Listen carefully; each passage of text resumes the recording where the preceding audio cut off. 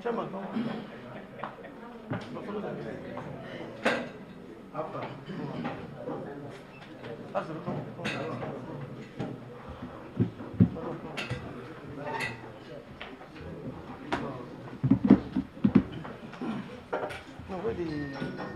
where's secretary? What up?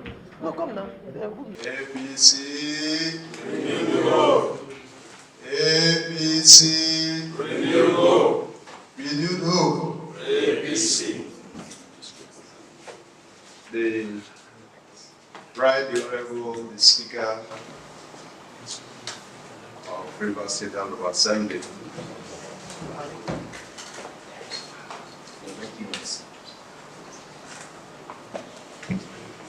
Before you and your very evident members and colleagues, the Deputy Speaker, the Majority Leader, and the other members of the leadership of the House, to share convivialities with you. We're here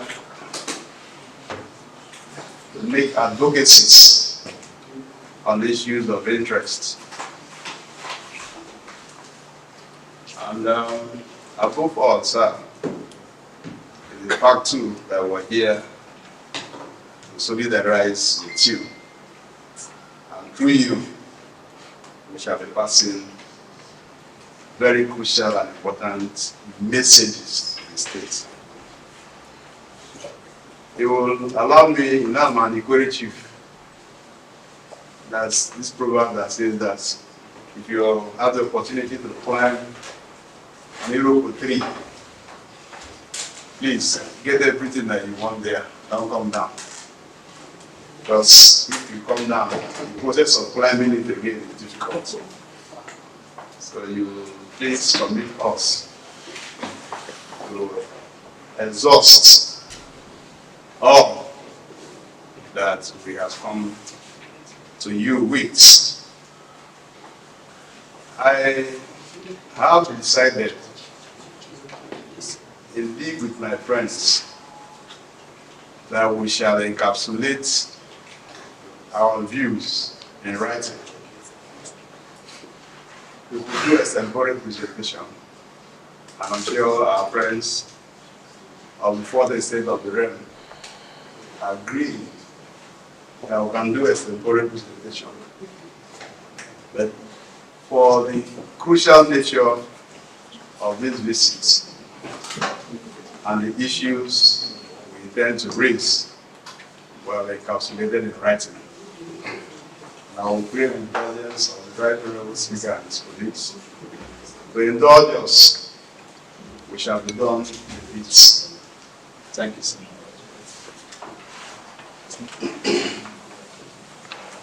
I will have made out the protocol, and I will seek your leave to stand on it.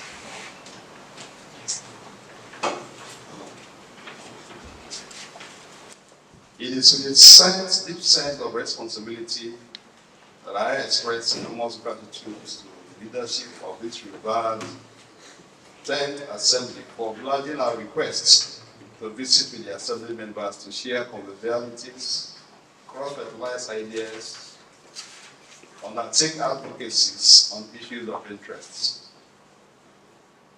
Mr. Speaker, more commendable is the fact that you gave us this rare opportunity at these auspicious and precarious and easy times in the political history of our dear state. Mr. Speaker, distinguished members of this august assembly, we are here for a plethora of reasons. One, to congratulate you first and foremost on your elections into the venerated Rivers State House of Assembly, dubbed the 10th Assembly, and to express vividly our satisfaction in the confidence and courage you have exuded in carrying out your legislative businesses and oversight functions thereto. Two, we have come to formally empathize with you and Rivers people over the politically extracted burning of the symbol of our democracy, which was displayed in the House of Assembly complex, and the pulling down, they can't hear me. Do you need this? Yes, you need this. You need the mic. Yes, sir. The inconvenience of me.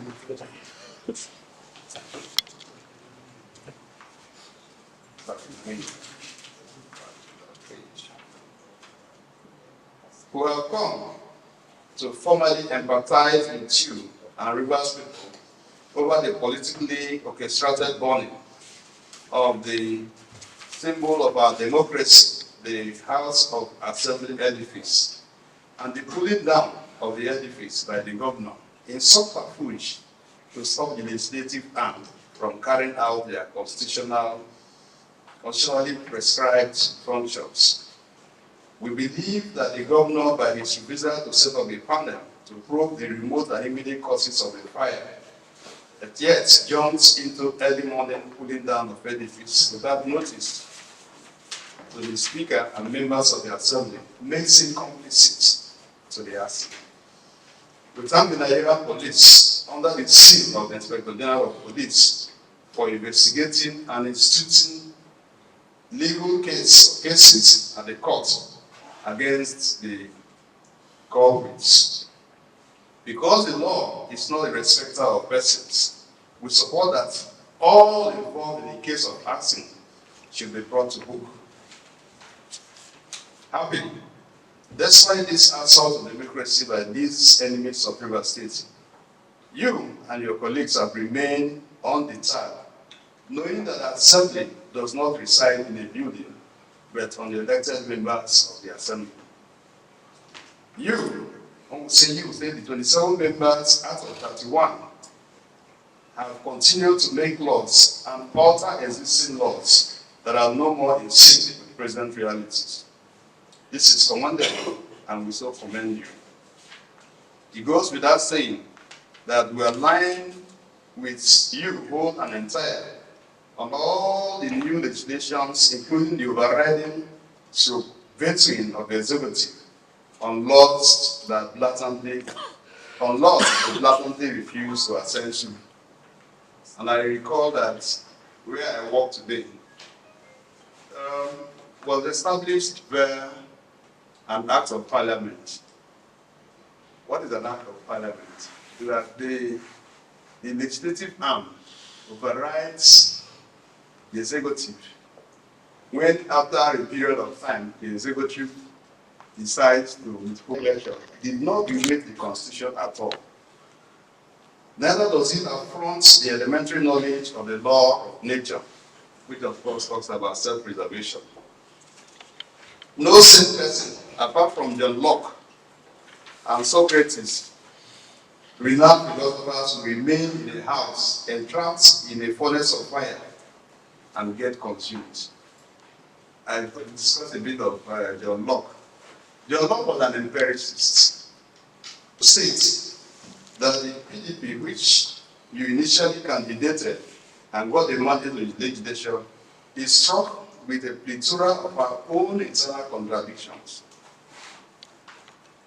One, the unfortunate issues leading to the breakaway of the 5 governors was a serious crack on the party called PDP. B, the head-splitting legal fireworks over the conscience of the party.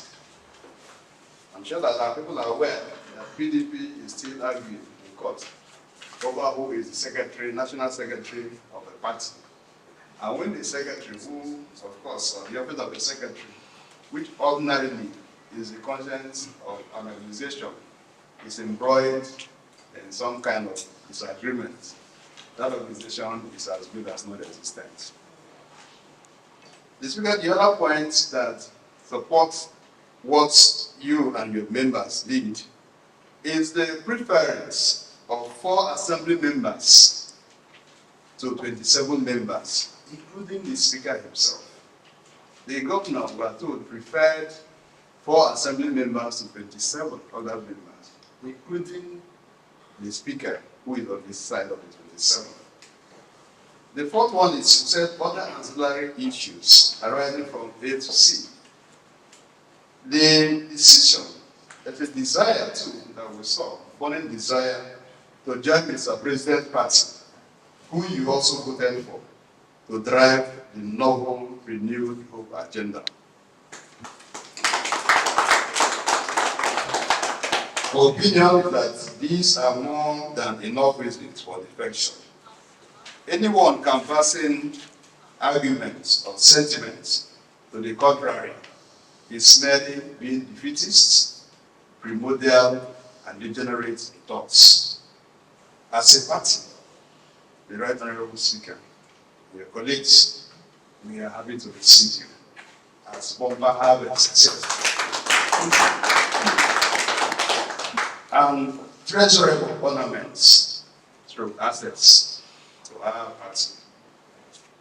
Mr. Speaker, we are here to, through you, demand the executive arm to shield the unnecessary delay in presenting the 2024 budget estimate to the Assembly, to enable the Assembly, to enable the budget pass through the crucibles and approved.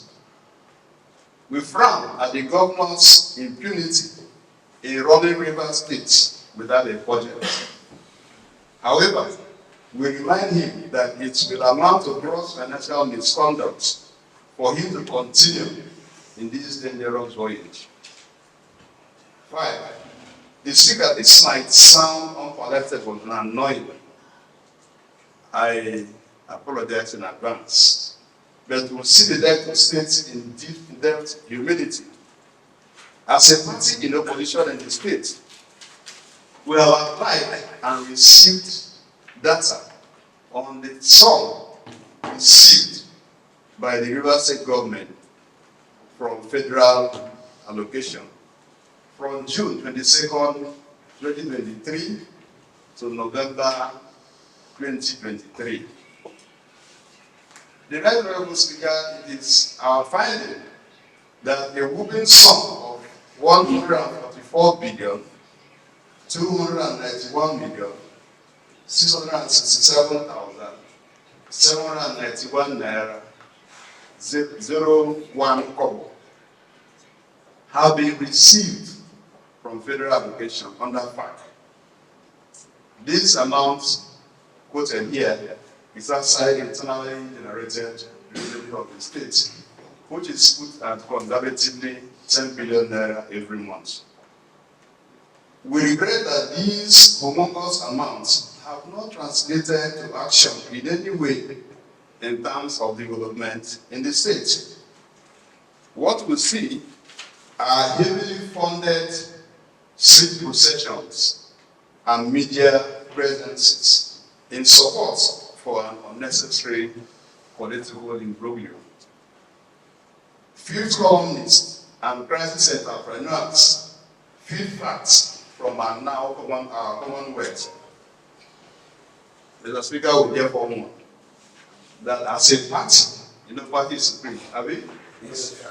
As a party, we shall not hesitate to punish any member of our party who is in cahoots with this massive fluffing and crass financial malfeasance of our dear River State funds. As the legislative arm, you are to oversight the executive, and if you do nothing, you are equally complicit. 6. We are here to canvass support for the law recently made by the National Assembly on local government autonomy, and the conduct we have, and the conduct of the local government elections to be done by the INEC, not SYMFONI. We will not belabor the matter by delving into the reasons for this law, but emphasize that it is apt, auspicious, and germane. The life of the serving LG executives will expire somewhere in June 2024.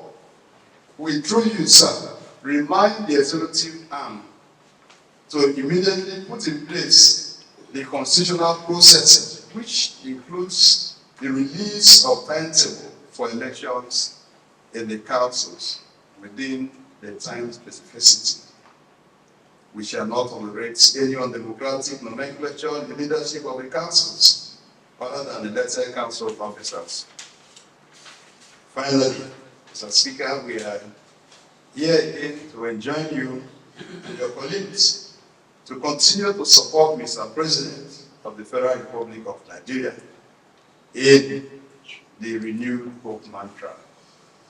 That is where the APC stands today. You will also join us to dislodge, join us in our vision and our mission to dislodge and espontus state government under the PDP in Rivers State in the next general election.